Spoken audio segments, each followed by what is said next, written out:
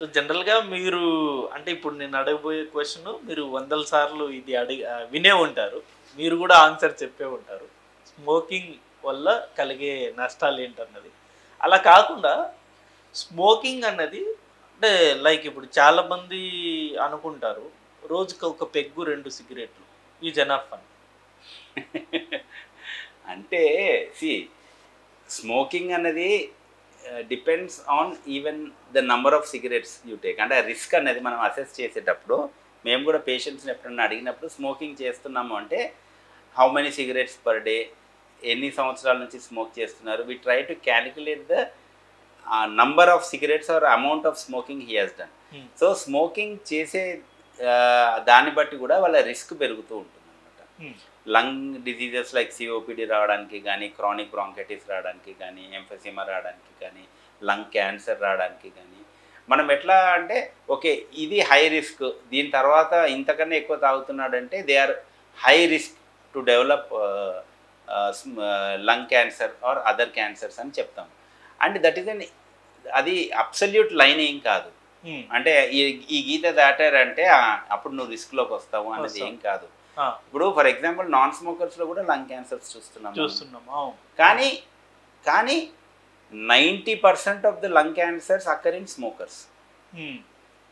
స్మోకర్స్లో lung cancers వచ్చిన వాళ్ళు తీసుకుంటే 90% మంది 85 to 90% స్మోకర్స్ ఉంటారు. అంటే 10 to 15% నాన్ స్మోకర్స్ ఉంటారు. రెండోది 100 మంది స్మోకర్స్ని తీసుకుంటే అందరికీ క్యాన్సర్ వస్తుందా? లేదు, అది కూడా రాదు. కాదు, ఒక 10%లో వస్తుంది. ఒక 10 to 15%లో not only cancer, smoking related problems like COPD which is significant, COPD కానీ, బ్రాంకైటిస్ కానీ, లేకపోతే క్యాన్సర్స్ కానీ ఒక 10 to 15%లో వస్తాయి. అంటే మిగతా 90 to 85%లో రాదు. అంటే దాని అర్థం అప్పుడు మనం ఏం చెప్పాలి, మెజారిటీకి రాలేదు కాబట్టి అది మంచిదని చెప్తాం. సో ఇప్పుడు చాలా మంది ఇప్పటికీ స్టిల్ పల్లెటూర్లలో ముసలి వాళ్ళైనా సరే వాళ్ళు డైలీ బీడీ ఇప్పుడంటే సిగరెట్, బీడీ అనేది తాగుతూనే ఉంటారు కంటిన్యూస్గా. వాళ్ళు స్టిల్ హెల్తీగా ఉంటారు, ఇప్పటికీ పొలాలు వెళ్తారు. వాళ్ళకి అందరు స్మోకర్స్లో కూడా క్యాన్సర్ రాదు. మన ఇమ్యూన్ సిస్టమ్ అనేది మనం ఏమనుకుంటాం, ఇమ్యూన్ సిస్టమ్ అనేది ఒకటే అగేన్స్ట్ ఇన్ఫెక్షన్సే పనిచేస్తుంది అని అనుకుంటాం. అట్లా ఉండదు. మన immune system even against cancer కూడా ఉంటుంది. సో మన ఇమ్యూన్ సిస్టమ్ అనేది that is particularly that is for మన ఇమ్యూన్ సిస్టమ్ బాగా స్ట్రాంగ్గా ఉంది. సో అది క్యాన్సర్ కూడా రానివ్వదు, క్యాన్సర్ సెల్స్ని కూడా చంపేస్తుంది. ఏదైనా ఒకటి క్యాన్సర్స్ ఎట్లా వస్తాయి, మ్యూటేషన్స్ అంటాం మనం. ఆ మ్యూటేషన్స్ వల్ల ఒక సెల్, క్యాన్సర్ అంటే ఇది nothing but uncontrolled division of cell. బండి స్పీడ్ పట్టుకుందంటే ఆ స్పీడ్లో పోతూ ఉంటుంది, బ్రేక్లు ఉండవు. అట్లనే సెల్ డివైడ్ అవుతుంటే మనకి సెల్కి కంట్రోల్ ఉంటుంది. సెల్ని ఎప్పుడు ఆ డివిజన్ ఆగిపోవాలి అన్నది. అట్లా కంట్రోల్ లేకుండా డివైడ్ అవుతూనే ఉంది అనుకోండి, that is called cancer, uncontrolled division of cells. So అది ఏదైనా మ్యూటేషన్స్ అయ్యి, ఒక జెనెటిక్ మ్యూటేషన్ అయ్యి, genes which control the cell cycle, which control that cell division, అంటే సెల్ ట్యూమర్ సప్రెసర్ జీన్స్ అంటాము, ట్యూమర్ ప్రమోటింగ్ జీన్స్ అంటాము. ఇట్లాంటి జీన్స్లో ఏమన్నా మ్యూటేషన్స్ అవుతే then that cell will turn into malignant cell or cancer cell అనమాట. అది ఇంకా డివైడ్ అవుతూనే ఉంటుంది. అట్లాంటి సెల్స్ని కూడా మన ఇమ్యూన్ సిస్టమ్ గుర్తించి అట్లాంటి సెల్స్ని కూడా చంపేస్తుంది. అది సో మంచి ఇమ్యూన్ ఉంటే మన ఇమ్యూన్ సిస్టమ్ కూడా చంపేస్తుంది అట్లాంటి సెల్స్. ఈ స్మోకింగ్ ఇవన్నీ ఏంటంటే ఈ జీన్స్ని మనకి ఏమంటారు మ్యూటేట్ అయ్యేదానికి ఇంకా ఇచ్చేస్తుంది అనమాట. సో దానివల్ల మనకి క్యాన్సర్ వచ్చే అవకాశాలు ఎక్కువగా ఉంటాయి. So 90% of the cancers occur in smokers, lung cancers particularly అని అన్నప్పుడు there is a cause effect relation. నువ్వు స్మోక్ చేస్తున్నావు, క్యాన్సర్ వచ్చింది కాబట్టి ఆ కాజ్ని తీసేస్తే ఇది డ్రాస్టిక్గా తగ్గిపోతుంది అట్ పాపులేషన్ రేంజ్. అర్థమైందా? సో అందుకని స్మోకింగ్ స్టాప్ చేయండి అని చెప్తాం. 1 cigarette is enough, 2 cigarettes is enough. అంటే ఇప్పుడున్న పొల్యూషన్కి we already smoke enough cigarettes. సిటీలో ఉన్న వాళ్ళైతే వాళ్ళ ఆఫీస్కి పోయి వచ్చేసరికి ఒక ప్యాకెట్ తాగినట్టే. అంత పొల్యూషన్ ఉంది. పర్టికులర్గా cities like Delhi wear the AQI index is so high. అంటే అంత పొల్యూషన్ ఉన్నప్పుడు నువ్వు సపరేట్గా సిగరెట్ తాగాల్సిన అవసరం లేదు. హైదరాబాద్లో కూడా పొల్యూషన్ లేదా ఉంది. సో మళ్ళీ సపరేట్గా ఇంకొక ఎక్స్ట్రా ఒకటి తాగడం వల్ల అది ఎక్స్ట్రా బర్డెనే తప్పించి బట్ సేఫ్ అని ఎట్లా అంటే ఇప్పుడు ఈ పొల్యూషన్కి మనకు క్యాన్సర్ వచ్చే అవకాశం ఉందా సార్? అంటే హైదరాబాద్లో ఉన్న ఈ ఛాన్సెస్ డెఫినెట్గా ఉన్నాయి. లంగ్ క్యాన్సర్కి ఇదే స్మోకింగ్ ఫస్ట్ ఇదైతే, సెకండ్ వచ్చేసి పొల్యూషనే. Outdoor pollution, indoor pollution. ఇండోర్లో కూడా పొల్యూషన్ ఉంటుంది. సో అది కూడా one of the factors for lung cancer. డెఫినెట్గా అవకాశం ఉంది, ఎందుకు లేదు? ఈ ఆల్కహాల్ సిగరెట్ కాంబినేషన్లో ఎక్కువ మంది ఇష్టపడతారా? అది ఇంకా ఎఫెక్ట్ అంటారా? అట్లా సినర్జిస్టిక్గా అన్నట్టుగా ఏమీ లేదు, కానీ ఆల్కహాల్ తీసుకున్నప్పుడు ఇంకా ఎక్కువ సిగరెట్లు తాగుతారు. అవును, అంతే. సో ఆ రకంగా ఎఫెక్ట్ ఉంది, కానీ ఆల్కహాల్ యాక్ట్ చేసేది వేరే ప్లేసెస్లో. ఆల్కహాల్ వల్ల లివర్ ప్రాబ్లమ్స్ కామన్గా వస్తాయి, సిరోసిస్ అట్లాంటివి చూస్తూ ఉంటాము. అండ్ ఇటు అల్సర్స్, అసిడిటీ అండ్ అల్సర్స్ ఇట్లాంటివి చూస్తాము. అండ్ ఆల్కహాల్ తీసుకున్నప్పుడు స్మోకింగ్ ఎక్కువ చేస్తారు కాబట్టి రిస్క్ ఎక్కువ అవుతుందని అంటాం, కానీ బట్ యాజ్ సచ్ ఆల్కహాల్కి స్మోకింగ్కి డైరెక్ట్ రిలేషన్ అయితే ఏమీ లేదు. బట్ ఎక్కువ ఆల్కహాల్ తీసుకున్న గ్యాప్లో ఎక్కువ స్మోక్ చేస్తారు, అప్పుడు రిస్క్ ఆబ్వియస్గా ఎక్కువ ఉంటుంది. ఈవెన్ హార్ట్ స్ట్రోక్ వచ్చే కూడా స్మోకింగ్ వల్ల హార్ట్ అటాక్స్ వస్తాయి, ఈవెన్ బ్రెయిన్ స్ట్రోక్స్ వస్తాయి. బట్ చాలా మందికి సిగరెట్ అనేది రిలాక్సేషన్ ఇస్తుంది అంటారు కదా సార్. అది డైరెక్టర్స్ ఉన్న మన రచయితలు కావచ్చు, లేకపోతే ఉంటుంది ఫిల్మ్ డైరెక్టర్స్ కూడా ఇదే చెప్తూ ఉంటారు. దాంట్లో నికోటిన్ అనే పదార్థం ఉంటుంది. ఆ నికోటిన్ అన్న దాని వల్లనే మనకి కొంచెం ఆ రిలాక్సేషన్ వస్తుంది అనమాట. సో ఆ టొబాకోలో నికోటిన్ ఉంటుంది.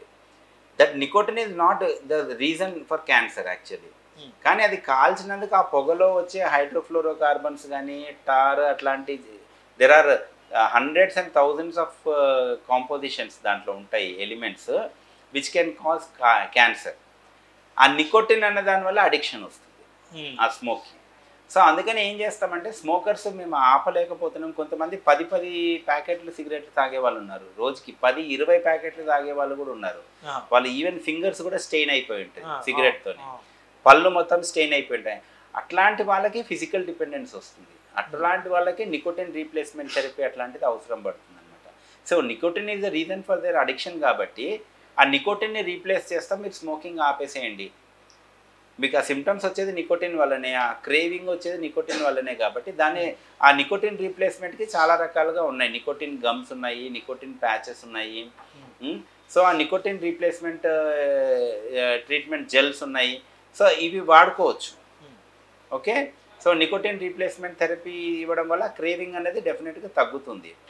దానికి మీరు స్మోకింగ్తో, ఆ స్మోక్తోనే క్యాన్సర్స్ ఇవన్నీ వచ్చేది ఆ స్మోక్తోని, నికోటిన్ వల్ల కాదు.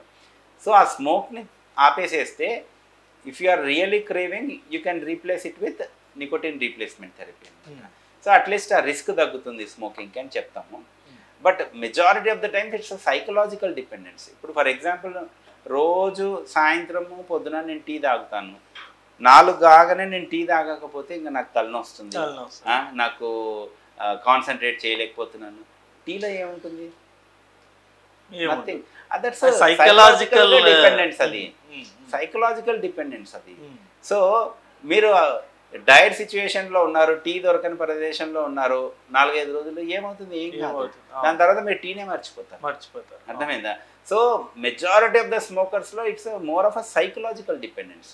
ఫిజికల్ డిపెండెన్స్ ఉండేది మరీ విరివిగా తాగుతారు చూడండి, రోజుకి 4 ప్యాకెట్లు 5 ప్యాకెట్లు 10 ప్యాకెట్లు తాగే వాళ్ళకి ఫిజికల్ డిపెండెన్స్ వస్తుంది. కానీ మామూలుగా మెజారిటీ 90% తాగేది 1 ప్యాకెట్ కన్నా ఎక్కువ తాగరు. హాఫ్ ప్యాకెట్, 1-2 సిగరెట్లు, 5 సిగరెట్లు, 10 సిగరెట్లు. మేము అడుగుతూ ఉంటాం కదా, 2 ప్యాకెట్లు తాగే వాళ్ళు కూడా చాలా రేరు రోజుకి. తగ్గిందా సార్ ఆ పర్సంటేజ్ తాగే వాళ్ళది అప్పుడు గతంలో ఉన్న దానికి? తగ్గిందా అంటే అది చెప్పలేను. మీ దగ్గర ఎంతోమంది వస్తుంటారు? అంటే ఒక రకంగా చెప్పాలి అంటే యూత్ ఎక్కువగా తాగుతున్నారు.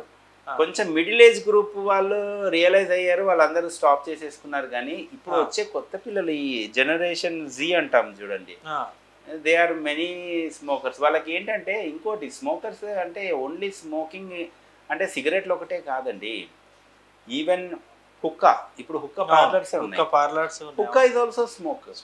నేను సిగరెట్ తాగని అంటాడు కానీ వాడు హుక్కా తాగుతూ ఉంటాడు, అది కూడా డేంజరసే. లేకపోతే వేప్స్ అనేసి యూజ్ దట్ ఈస్ ఆల్సో డేంజరసే. నెక్స్ట్ ఈ సిగరెట్స్ అని ఉన్నాయి, దాంట్లో కూడా స్మోకే వస్తుంది, అది కూడా it also will not reduce cancer risk. ఇవన్నీ కూడా క్యాన్సర్ రిస్క్సే చేస్తాయి. సో వీళ్ళకి ఇంకా ఆప్షన్స్ పెరిగిపోయాయి. అప్పట్లో ఓన్లీ బీడీ ఉండేది, సిగరెట్ ఉండేది, ఇప్పుడు వీళ్ళకి హుక్కా ఉంది, సిగరెట్స్ ఉన్నాయి, వేప్స్ ఉన్నాయి, everything also leads to and ganja. So ఇప్పుడు సిగరెట్ వేరియంట్ అయిపోయింది, నెక్స్ట్ లెవెల్ అయిపోయింది. ఇప్పుడు ఓన్లీ నికోటిన్ డిపెండెన్సీ అంటున్నాం, అట్లా కాదు. ఇప్పుడు గాంజా తాగే వాళ్ళు చాలా మంది ఉన్నారు. అట్లా at the end of the day దాంట్లో కూడా వచ్చేది స్మోకే కదా, అండ్ దట్ ఈస్ ఇంకా ఈవెన్ మోర్ అడిక్టివ్. సో ఇప్పుడు యూత్ ఇప్పుడున్న జనరేషన్లో అయితే ఇంకా పెరిగిందనే చెప్పొచ్చు. ఆల్కహాల్ కన్సంప్షన్ పెరిగింది, స్మోకింగ్ పెరిగిందనే చెప్పొచ్చు. ఈ సిగరెట్స్ లో మల్టీ వేరియంట్స్ వచ్చేసినాయి, బ్రాండ్స్ వచ్చినాయి, వేరియంట్స్ వచ్చినాయి, ఫ్లేవర్స్ వచ్చినాయి, which are more addictive. So దానివల్ల ఇంకా ఎక్కువ తాగుతున్నారనే చెప్పొచ్చు ఇప్పుడున్న జనరేషన్లో. బట్ సిగరెట్ వల్ల ప్రమాదం ఉంది అని వాళ్ళకి తెలియదా? అందరికీ తెలుసు. సిగరెట్ ప్యాకెట్ మీదనే ఘోరంగా బొమ్మ వేసి ఉంటుంది, థ్రోట్ క్యాన్సర్ వస్తుంది, ఓరల్ క్యాన్సర్ వస్తుంది, అయినా దాన్ని ఖాతరు చేయట్లేదు. సో చెప్తే వినని వాడిని ఏం చేస్తాం, చెడంగా చూస్తున్నాం. అదే చూస్తున్నాం మనం కూడా, చెప్పే వరకే మన ధర్మం. వాళ్ళకి తెలియదా అంటే వాళ్ళకి కూడా తెలుసు, కానీ కంటిన్యూ చేస్తున్నారు. కానీ మనం ఎన్ని మాధ్యమం అంటే ఆల్కహాల్ కంటే ఎక్కువ ఎఫెక్ట్ సిగరెట్ కదా సార్, అంటే అక్కడ కన్సెషన్ ఇవ్వకూడదు మనం. ఆల్కహాల్ కంటే ఎక్కువ ఎఫెక్ట్ సిగరెట్ అంటే ఓహో నేను ఆల్కహాల్ తాగొచ్చు కదా అనుకుంటారు. సో ఏదైనా డేంజర్ అంటే డేంజర్ అనే చెప్పాలి మనం. ఎందుకంటే మన మాటల్ని కూడా గారడీగా తీసుకొని వాళ్ళు ఆల్కహాల్ కన్నా సిగరెట్ మంచిది కాదన్నారంటే అంటే ఆల్కహాల్ తీసుకోవచ్చు కదా అనుకుంటారు. ఆల్కహాల్ మంచిది కాదు, అది వేరే రకంగా మంచిది కాదు. సిగరెట్ కూడా మంచిది కాదు, అది ఇంకో రకంగా మంచిది కాదు, రెండు మంచివి కావు. సో కాకపోతే అందరికీ ప్రాబ్లమ్స్ వస్తాయా? ఇప్పుడు మా ఫ్రెండ్స్ తాగారు, మీరు అంటున్నారు మా తాతగారు తాగుతున్నారు సిగరెట్ చిన్నప్పటి నుంచి, ఆయనకి ఏం కాలేదు బాగున్నారంటే అందరి బాడీ సిస్టమ్ ఆ రకంగా ఉండదు కదా. 90% లంగ్ క్యాన్సర్స్ వచ్చేది స్మోకర్స్లోనే, అది కరెక్ట్. ఒక 10 నాన్ స్మోకర్స్లో వస్తుంది, అది మనం ఏం చేయలేము. మనము పొల్యూషన్ అవన్నీ they are not under our control. మన కంట్రోల్లో ఉన్నదన్నా తగ్గించుకుంటే అట్లీస్ట్ మన రిస్క్ తగ్గుతుంది కదా అని మనం చెప్పడం. ఇలాంటి వైరస్లు వచ్చినప్పుడు ఇవి ఇంకా ఎక్కువ ఎఫెక్ట్ చూపిస్తాయి. ఇట్లా బ్యాక్గ్రౌండ్ లంగ్ ప్రాబ్లం ఉన్న వాళ్ళు, పర్టికులర్గా స్మోకింగ్ ఎక్కువ చేసే వాళ్ళు ఉన్నారనుకోండి, వాళ్ళకి సిఓపిడి వస్తుంది.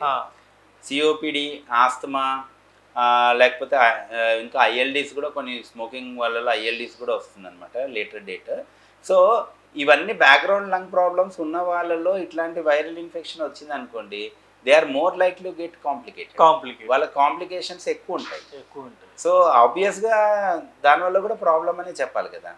సో స్మోకర్స్లో నాన్ స్మోకర్స్తో కంపేర్ చేస్తే డెఫినెట్గా రిస్క్ అనేది, ఎనీ ఇన్ఫెక్షన్ రిస్క్ అనేది ఎక్కువే ఉంటుంది.